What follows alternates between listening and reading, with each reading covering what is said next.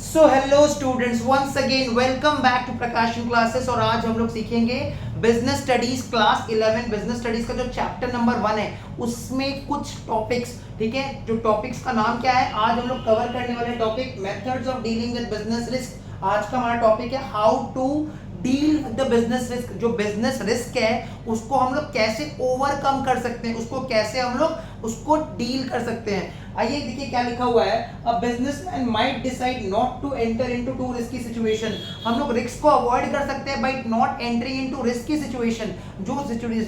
जो risky situation है उसको हमको अवॉइड करना पड़ेगा। सिंपल, जो सिचुएशन रिस्की उसको अवॉइड करो। एक बिजनेसमैन क्या करेगा, जो रिस्की सिचुएशन जहां पे रिस्क ज्यादा दिख रहा है उसको अवॉइड करेगा। This is one of the methods to deal with the business risk. It is as simple as that. Methods of dealing with business risk is nothing but we need to avoid such risk. तो पहला point क्या बोल रहा है, a businessman might decide not to enter into any risky situation. जहां पे भी तुमको रिस्क इन्वॉल्वमेंट दिख रहा है ना, जहां पे रिस्क का इन्वॉल्वमेंट ज्यादा है उस एरिया को, उस चीज को हमको अवॉइड करना पड़ेगा। He will take preventive measures. हम लोग preventive measures ले सकते हैं। हम लोग प्रिवेंटिव मेजर्स कैसे लेंगे, जैसे फायर फाइटिंग डिवाइसेस। आपने देखा होगा एक रेड कलर का सिलेंडर टाइप होता है, ठीक है। इसको फायर एक्सटिंग्विशर बोलते हैं। क्या बोलते हैं इसको? Fire extinguisher. फायर एक्सटिंग्विशर, हम लोग फायर एक्सटिंग्विशर का यूज कर सकते हैं ऑफिसेस में, स्कूल्स में, कॉलेजेस में, सो दैट अगर आग लगता भी है तो उस इक्विपमेंट को यूज करके हम लोग आग के ऊपर, फायर के ऊपर कंट्रोल कर सके, फायर को कंट्रोल कर सके, उसको फैलने से बचा सके, रोक सके। क्लियर? तो क्या लिखा है, ही विल टेक, यहाँ पे ही कौन है? बिजनेसमैन खुद। Businessman will take preventive measures. Preventive measures क्या होता है? घटना होने से पहले, एक्सीडेंट होने से पहले ही हम लोग ने मेजर्स ले रखा है। अगर एक्सीडेंट होगा, अगर दुर्घटना होगा तो हम लोग क्या क्या मेजर्स लेके उस एक्सीडेंट को, उस दुर्घटना को रोक सकते हैं। Clear? Preventive measures like fire fighting devices to reduce risk. Risk को रिड्यूस करने के लिए, रिस्क को देखो स्टॉप नहीं कर सकते, रिस्क को रोकना इम्पॉसिबल है। रिस्क तो है, रिस्क को अवॉइड कर सकते हैं, रिस्क को रिड्यूस कर सकते हैं, उसके लिए प्रिवेंटिव मेजर्स ले सकते हैं। सो प्रिवेंटिव मेजर्स में क्या क्या आ रहा है? Fire fighting devices to reduce risk, और he will take insurance policy to transfer risk to insurance company. हम क्या कर सकते हैं ना, हम लोग अपना गोडाउन में फायर एक्सटिंग्विशर लगवा सकते हैं कि अगर आग लगेगा तो फायर एक्सटिंग्विशर को यूज करके हम लोग आग पे कंट्रोल कर पाएंगे। या फिर हम लोग अपना गोडाउन में जितना भी स्टॉक पड़ा है उसका इंश्योरेंस करवा सकते हैं। अगर हम इंश्योरेंस कंपनी से इंश्योरेंस करवाएंगे और अगर आग लग जाएगा तो इंश्योरेंस कंपनी क्या करेगा, हम लोग को कंपनसेशन देगा, उसके बदले कंपनसेशन हमको दे देगा। क्लियर? तो क्या, कैसे हम लोग रिस्क को अवॉइड कर सकते हैं? How a businessman can avoid risk, what are the methods of dealing with the risk, ठीक है। How to deal with the risk, what are the methods of dealing with business risk. First point, a businessman may avoid risky situation by not entering into a risky situation. हम लोग risk को कैसे avoid करेंगे? A businessman might decide not to enter into to risky situation. अगर risky situation है तो उसमें enter ही मत करो, उससे उसको अवॉइड करो। क्लियर? फिर क्या लिखा हुआ है, he will take preventive measures like fire fighting devices, मतलब फायर एक्सटिंग्विशर का बात कर रहा है। The businessman will take preventive measures like fire fighting devices to reduce the risk. जो भी रिस्क है ना उसको रिड्यूस करने के लिए। और he will take insurance policy. Businessman ने इंश्योरेंस पॉलिसी ले रखा था, अगर कोई आग लगता भी है तो इंश्योरेंस कंपनी हमको उसके बदले कंपनसेशन देगा। समझ में आ रहा है? इंश्योरेंस कंपनी उसको बदले क्या देगा? कंपनसेशन देगा। थर्ड पॉइंट क्या लिखा है, he will assume risk। Again यहाँ पे ही कौन है? बिजनेसमैन खुद। he will assume risk by making provision। ठीक है? क्या होता है सर प्रोविजन? क्या होता है? देखो, फ्यूचर में अगर कोई लॉस होने वाला है, अगर हमको लग रहा है कि फ्यूचर में हमको कोई लॉस होने वाला है तो हम उसके लिए क्या करते हैं ना, प्रोविजन बना देते हैं। प्रोविजन कैसे बनाते हैं? Out of profits. Provisions are created out of profits. Provision आपका मतलब क्या हो गया? बचपन में देखो हम लोग जब प्रोविजन बनाते थे, हमको वीडियो गेम खरीदना था तो हम लोग क्या करते थे? पैसा सेव करके रखते थे, एक लाल भाड़ में पैसा सेव करके रखते थे, उसको हम बोलते थे प्रोविजन। उसको हम क्या बोलते हैं अकाउंटिंग में? प्रोविजन। तो हमको जब भी फ्यूचर में कोई लॉस नजर आता है ना, दिखता है कि कोई एंटिसिपेटेड लॉस है, कोई एक्सपेक्टेड लॉस दिख रहा है, तो हम उसके बदले क्या कर देते हैं? प्रोविजन बना देते हैं। अगर फ्यूचर में हमको कोई लॉस दिखता है तो हम उसके बदले क्या करते हैं? उसका प्रोविजन क्रिएट कर देते हैं, मतलब प्रॉफिट को अलग करके रख देते हैं। मतलब लॉस तो होगा, लॉस होने से का कारण बिजनेस का फाइनेंशियल हेल्थ खराब नहीं होना चाहिए। जैसे फॉर एग्जांपल हमारे बॉडी के अंदर कोविड वैक्सीनेशन है, हमारे बॉडी के अंदर कोविड का वैक्सीन दिया हुआ है, इसका मतलब अगर कोविड होता भी है तो हमारा बॉडी से जो बॉडी में अगर कोविड अफेक्ट करेगा तो कोविड से वैक्सीनेशन लड़ेगा, हम लोग नहीं लड़ेंगे। समझ में आ रहा है? कोविड से कौन लड़ेगा? Vaccination will fight with the disease, we need not have to fight with the disease. If we will fight with the disease without vaccination then chances of loss is more. मतलब बोलने का मतलब है अगर मान लो आपने कोविड वैक्सीनेशन नहीं लिया और आपको कोविड हो गया तो ऑब्वियसली हमको ही लड़ना पड़ेगा, वैक्सीन तो है नहीं, मेरा बॉडी को ही लड़ना पड़ेगा कोविड के साथ, और वहां पे लॉस होने का चांसेस ज्यादा है। अगर हम लोगों ने वैक्सीनेशन ले रखा है तो कोविड होगा तो वैक्सीनेशन प्रोटेक्ट करेगा हमको, टू सम एक्सटेंट हमको प्रोटेक्ट करेगा कोविड से। क्लियर? तो कोविड वैक्सीनेशन भी क्या है? प्रोविजन का एग्जांपल है। क्लियर? कोविड वैक्सीनेशन क्या है? एक प्रोविजन का एग्जांपल है कि अगर हमने वैक्सीन ले रखा है और अगर हमको कोविड होता भी है, ठीक है, कोरोना वायरस कोविड-19 अगर हमको होता भी है तो इन दैट केस क्या होगा? इन दैट केस हमको प्रोटेक्ट करेगा। कौन प्रोटेक्ट करेगा? वैक्सीनेशन प्रोटेक्ट करेगा। किसके अगेंस्ट में? कोविड के अगेंस्ट में। और अगर हमने वैक्सीनेशन नहीं लिया है तो हमारा बॉडी को खुद उस डिसीज से फाइट करना पड़ेगा, और जब हमने वैक्सीन नहीं लिया है तो चांसेस ऑफ लॉस ज्यादा है कि कम है? ज्यादा है। वैसे हम लोग क्या करते हैं ना, बिजनेस में लॉसेस का प्रोविजन बना के रखते हैं। अगर हमको लग रहा है कि फ्यूचर में कोई लॉस होने वाला है, मान लो हमको लग रहा है फ्यूचर में 2000 का लॉस होने वाला है, तो हम क्या करेंगे ना, प्रॉफिट से 2000 रुपया अलग करके रख देंगे। इसको क्या बोलते हैं? प्रोविजंस। प्रोविजंस होता है क्या है? Provisions are profits kept aside.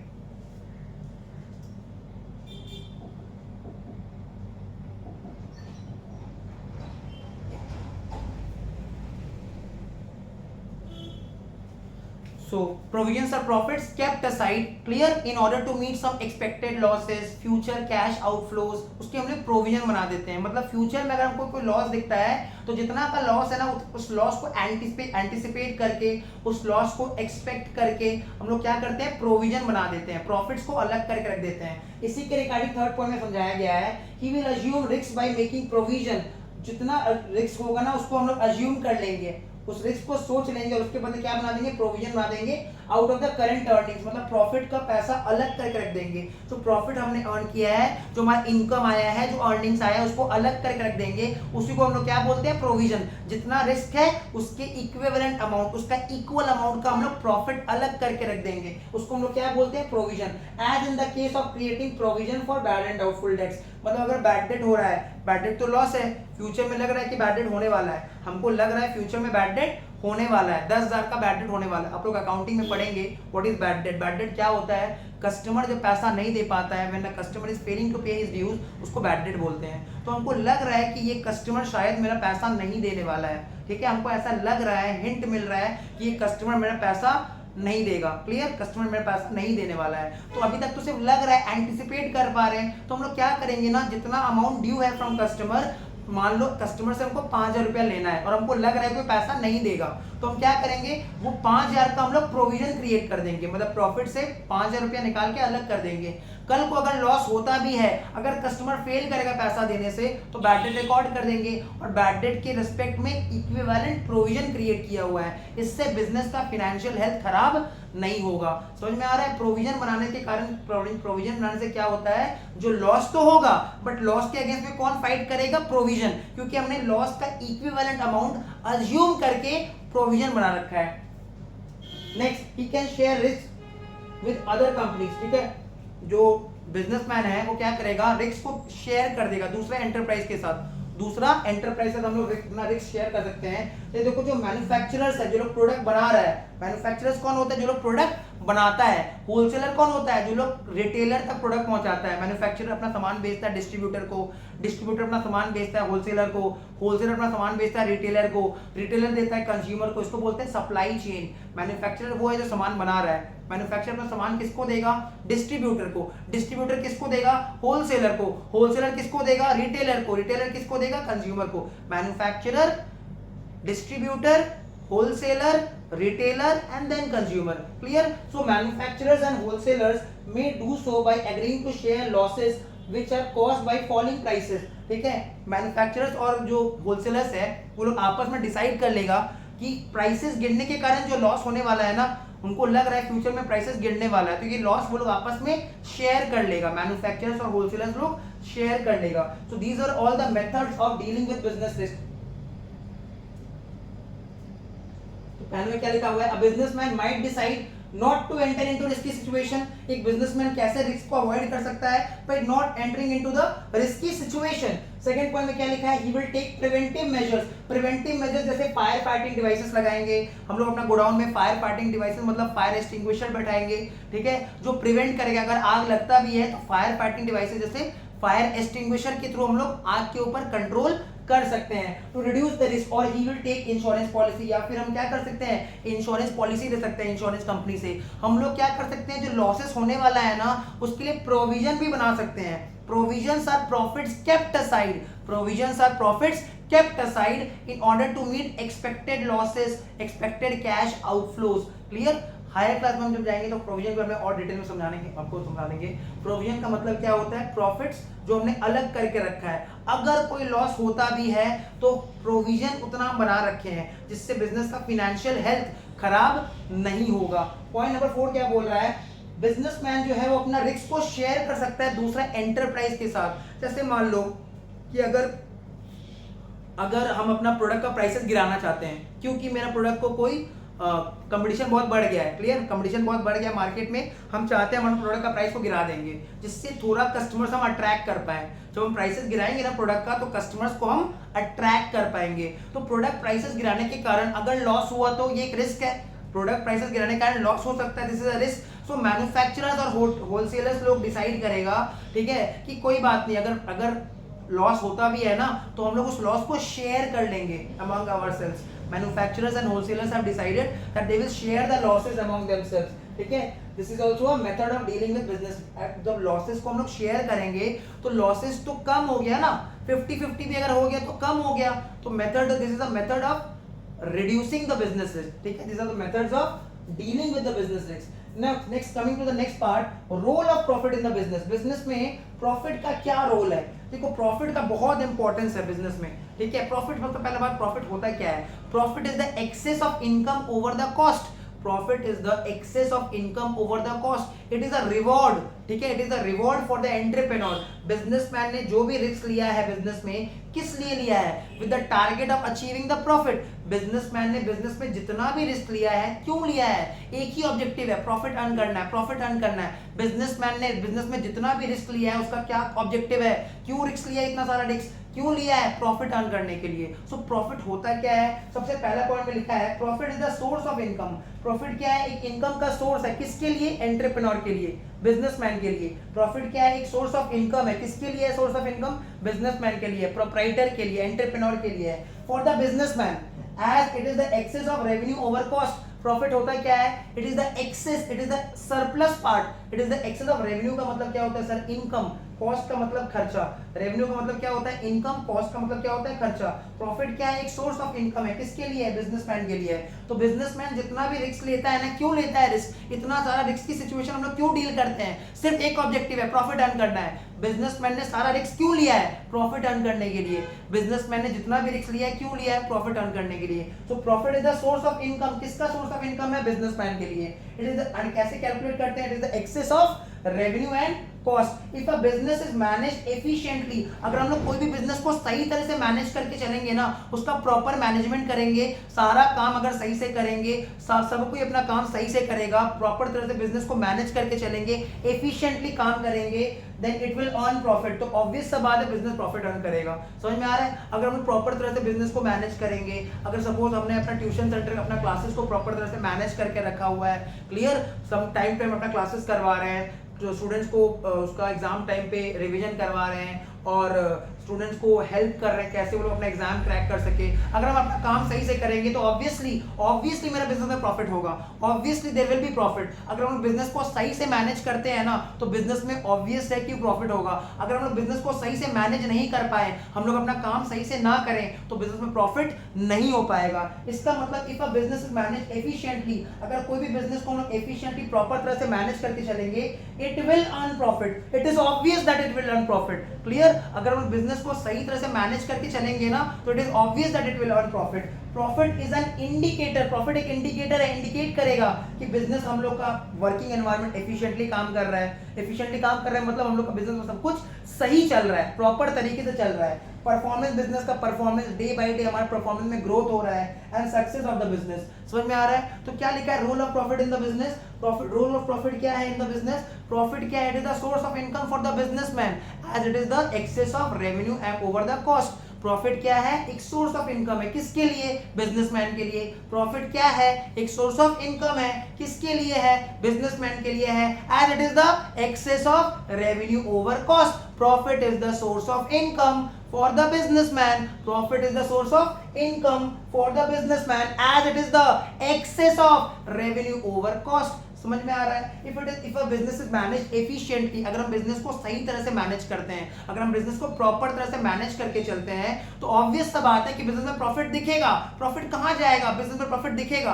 Profit is the excess of revenue over cost. अगर हम बिजनेस में प्रॉफिट को, अगर हम बिजनेस एनवायरनमेंट को सही तरह से मैनेज करके चलेंगे तो इट इज ऑब्वियस कि बिजनेस में प्रॉफिट दिखेगा। प्रॉफिट इज एन इंडिकेटर, ये इंडिकेट करता है, ये बताता है कि हमारा वर्किंग एनवायरनमेंट अच्छा चल रहा है, हमारा बिजनेस में सक्सेस हो रहा है, परफॉर्मेंस हो रहा है, डे बाय डे हमारा बिजनेस में ग्रोथ हो रहा है। सोचो एक कंपनी पिछला 5 साल से प्रॉफिट कमा रहा है, प्रॉफिट अर्न कर पा रहा है, एक भी साल लॉस नहीं हुआ, इसका मतलब उसने अपना परफॉर्मेंस को स्टेबल रखा है, उसने अपना ग्रोथ को स्टेबल रखा है, डे बाय डे वो प्रॉस्परसली ग्रो करता गया है। समझ में आ रहा है? तो प्रॉफिट इंडिकेट करता है वेदर ये बिजनेस कंटिन्यूअसली सक्सेसफुल हो रहा है या ये डे बाय डे डिग्रेड होते जा रहा है।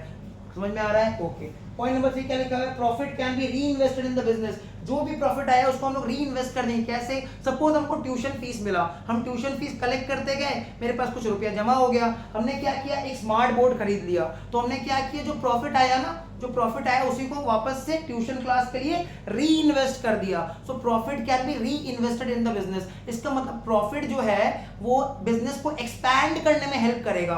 बिजनेस को अगर एक्सपैंड करना है तो पैसा चाहिए, फाइनेंस चाहिए, तो फाइनेंशियली प्रॉफिट हमको हेल्प करेगा बिजनेस को एक्सपैंड करने में। प्रॉफिट से हम लोग क्या कर सकते हैं, एक्सपेंशन के बारे में सोच सकते हैं। तो देखो क्या लिखा हुआ है, प्रॉफिट कैन बी री invested in business, it is a good source of finance. ठीक है, it is a good source of finance for expansion and growth of the business. तो प्रॉफिट जो भी आया ना बिजनेसमैन के पास, बिजनेसमैन क्या करेगा, उस प्रॉफिट को खा के खत्म नहीं करेगा, उसको वापस से री इन्वेस्ट कर देगा। प्रॉफिट जो भी हमारे पास आया है बिजनेस में, उसको हम लोग क्या करेंगे, वापस से री इन्वेस्टमेंट कर देंगे, वापस से उस पैसा को बिजनेस में लगा देंगे, जिससे हमारा बिजनेस एक्सपैंड करेगा, बिजनेस में डे बाय डे ग्रोथ होगा। आ रहा है समझ में? फोर्थ पॉइंट में लिखा है, a business earning profit is able to honour its liabilities on time. हम जब प्रॉफिट अर्न करेंगे ना, अगर हमारा बिजनेस कंटिन्यूअसली प्रॉफिट अर्न कर रहा है, तो हम अपना सप्लायर्स को, अपना क्रेडिटर्स को, बैंक जिससे हमने लोन ले रखा है उनको हम टाइम पे पेमेंट कर पाएंगे। और जब हम अपना ड्यूज टाइम पे पेमेंट कर पाएंगे तो हमारा क्रेडिट वर्दीनेस बढ़ेगा। अगर हमारा बिजनेस प्रॉफिट में चल रहा है, अगर हमारा बिजनेस में प्रॉफिट हो रहा है, तो हम क्या करेंगे, अपना सप्लायर्स को, अपना क्रेडिटर्स को, अपना बैंकर्स को पेमेंट टाइमली करेंगे। जिन जो हमसे पैसा पाएंगे उनको हम टाइम पे पेमेंट करेंगे। अगर हम टाइम पे पेमेंट करेंगे तो इससे क्या होगा, हमारा रेपुटेशन बढ़ेगा कि हाँ हम लोग पैसा टाइम पे कर देते हैं। अगला बार बैंक से लोन लेने जाएंगे ना, बैंक बुला बुला के लोन देगा, क्यों, हम लोग टाइम पे पैसा पे करते हैं। तो प्रॉफिट का आना बहुत जरूरी है। जब प्रॉफिट आएगा ना बिजनेस में, तो हम लोग क्या करेंगे, टाइमली सारा ड्यूज क्लियर कर देंगे। देखो क्या लिखा हुआ है, a businessman earning profit is able to honour its liabilities. Honour its liabilities का मतलब is able to pay out its liabilities. Honour its liabilities का मतलब क्या होता है, is able to pay out its liabilities on time. हम लोग time पे सप्लायर का ड्यूज, क्रेडिटर्स का ड्यूज, बैंकर्स का ड्यूज को पेमेंट कर सकते हैं। This increases the credit worthiness. Credit worthiness मतलब हम लोग अच्छा कस्टमर्स हैं, बैंक हमको नेक्स्ट टाइम फिर बुला के लोन देगा। क्यों लोन देगा, क्योंकि हम लोग उसका ड्यूज टाइम पे करते हैं, तो हमारा क्रेडिट वर्दीनेस बढ़ जाएगा और it builds the reputation of the business. और इससे हमारा रेपुटेशन भी मार्केट में बढ़ेगा कि हाँ देखो वो कितना अच्छा बिजनेस है, पैसा लेता भी तो टाइम पे कर देता है, इंटरेस्ट भी टाइम पे कर देता है, क्लियर, कभी उसका पेमेंट आने में देरी नहीं होता है। लास्ट पॉइंट लिखा है, if a business is earning profit then it implies that the society approves the utility of the business. अगर कोई बिजनेस प्रॉफिट में चल रहा है, इसका मतलब सोसाइटी उसका प्रोडक्ट को एक्सेप्ट कर रहा है, सोसाइटी उसका प्रोडक्ट को खरीद रहा है, तभी तो बिजनेस प्रॉफिट में चल रहा है। अगर कोई बिजनेस प्रॉफिट में चल रहा है, इसका मतलब बिजनेस के द्वारा बनाया हुआ प्रोडक्ट का यूटिलिटी है, यूज है, लोग उसका प्रोडक्ट को खरीद रहे हैं, तभी तो बिजनेस प्रॉफिट में चल रहा है। तो प्रॉफिट से समझ में आता है कि हाँ उसका जो प्रोडक्ट है वो अच्छा प्रोडक्ट है। अगर कोई बिजनेस प्रॉफिट में चल रहा है इसका मतलब वो कंपनी द्वारा वो ऑर्गेनाइजेशन द्वारा बनाया गया जो भी प्रोडक्ट है वो अच्छा प्रोडक्ट है, उसका यूजफुलनेस है, लोग उसका प्रोडक्ट को पसंद करते हैं। तो role of profit in business में क्या क्या हो गया? पहला point, it is the source of income for the businessman as it is the excess of revenue over cost. If a business is manage efficiently, अगर हम लोग कोई भी बिजनेस को सही तरह से मैनेज करके चलेंगे तो ऑब्वियस इसमें प्रॉफिट दिखेगा। क्लियर? अगर हम सही तरह से बिजनेस को मैनेज करके चलेंगे तो बिजनेस में प्रॉफिट दिखेगा। इससे बिजनेस का परफॉर्मेंस को हम जज कर सकते हैं, बिजनेस का सक्सेस को पहचान सकते हैं। क्लियर? पॉइंट नंबर 3 में क्या लिखा है? जो भी प्रॉफिट आएगा ना उसको हम वापस से री इन्वेस्ट कर सकते हैं। जो भी प्रॉफिट हमारे पास आया है बिजनेस करके उसको वापस से क्या करेंगे? बिजनेस में री इन्वेस्ट कर देंगे, जिससे क्या होगा? बिजनेस का ग्रोथ एक्सपेंशन बढ़ता जाएगा। अगर हमारे पास बिजनेस में प्रॉफिट आते जा रहा है तो हम लोग अपना क्रेडिटर्स को, सप्लायर्स को टाइम पे पेमेंट कर सकते हैं, अपना लाइबिलिटीज को टाइम पे ऑनर कर सकते हैं, लाइबिलिटीज को टाइम पे पे आउट कर सकते हैं। इससे क्या होगा? हमारा जो क्रेडिट वर्दीनेस है, हमारा जो लाइबिलिटी पे करने का जो एक हैबिट है, टाइमली पेमेंट करने का हैबिट है, वो डे बाय डे बढ़ते जाएगा, जिससे हमारा रेपुटेशन भी डे बाय डे मार्केट में अच्छा होते जाएगा। और लास्ट पॉइंट में क्या लिखा था? If a business is earning profit then it implies that the society approves the utility of the business। अगर बिजनेस प्रॉफिट अर्न कर रहा है तो ये इंप्लाइड है कि सोसाइटी उसका प्रोडक्ट को एक्सेप्ट कर रहा है, उसका प्रोडक्ट दमादम बिक रहा है मार्केट में। So this was all for today. Hopefully यहाँ तक वीडियो समझ में आ गया होगा। वीडियो को लाइक कर देना, चैनल को सब्सक्राइब करो, शेयर करो अपने फ्रेंड्स के साथ। मिलते हैं आपसे नेक्स्ट वीडियो में। चैनल पे कंटेंट हमेशा आता रहेगा। Till then good bye.